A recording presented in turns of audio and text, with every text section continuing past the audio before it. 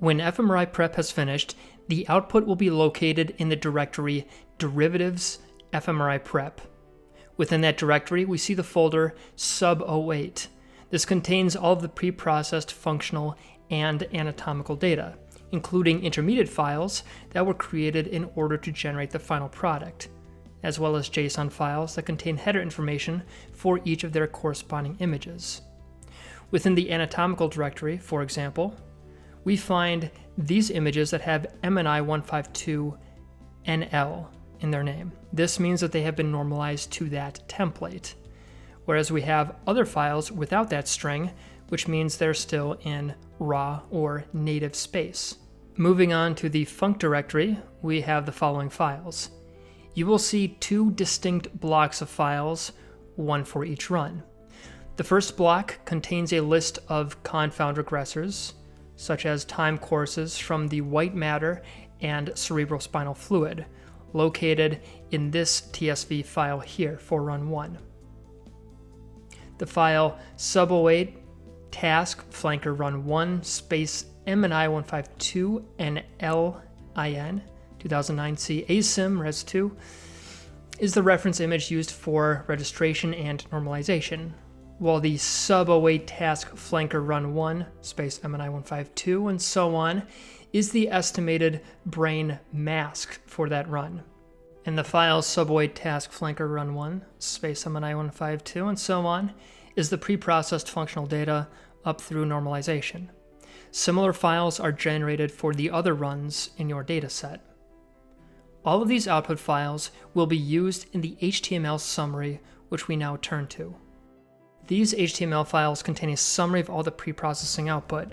You can open them by using Finder and double-clicking on the file, or using the terminal to type open sub08 HTML. You should see something like this. The layout of the web page is organized into the following sections: summary, anatomical, functional, about, methods, and errors, with corresponding links at the top of the page.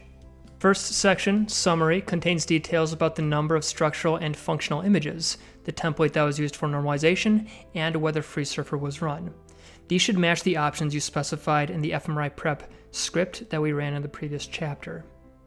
The next section contains anatomical QA checks, with the first figure showing the anatomical image in sagittal, axial, and coronal views.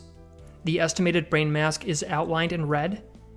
The gray matter boundary is outlined in magenta, and the white matter boundary is outlined in blue. These boundaries will be used for component extraction, which we will discuss in just a little bit. Normalization of the anatomical image to the template, in this case MNI152 and LIN 2009C ASIM, is shown in a back and forth GIF when you hover your cursor over this figure. Make sure to check the alignment not only between the outlines of the brains, but also the internal structures, such as the ventricles. We now move to the functional QA, which again uses a GIF to show the alignment between the functional and anatomical images.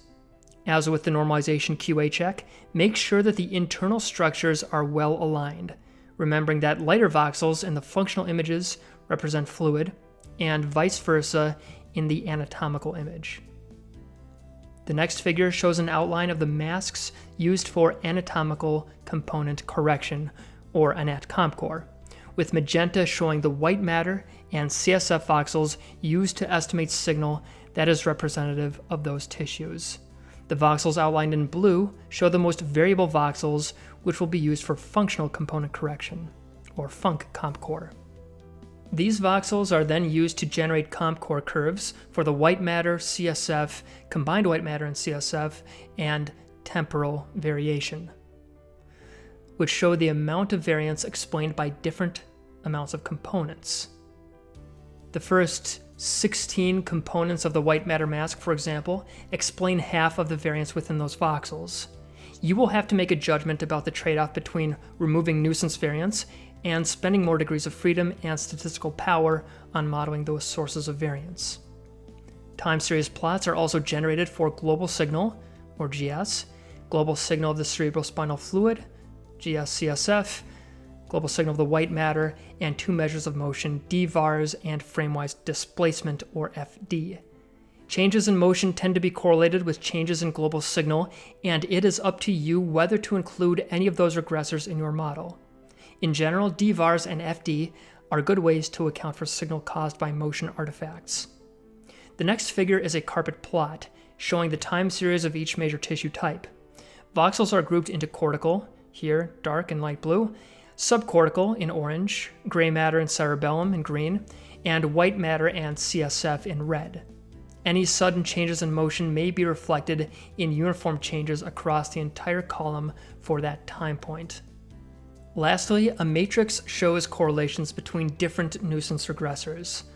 High correlations between some of them, for example, let's say CSF and one of the anatomical components, may be explained by motion causing signal changes in the CSF that encases the skull. The bar chart on the right shows the correlation of different regressors with respect to global signal. Those components that show a high degree of correlation may be candidates for nuisance regression. Now that we have run quality checks on our data and have some idea of what regressors to include, we are prepared to begin creating our general linear model. Before we can do that, however, we have the option of running a couple more pre-processing steps. We will see what those are and how to do them in the next video.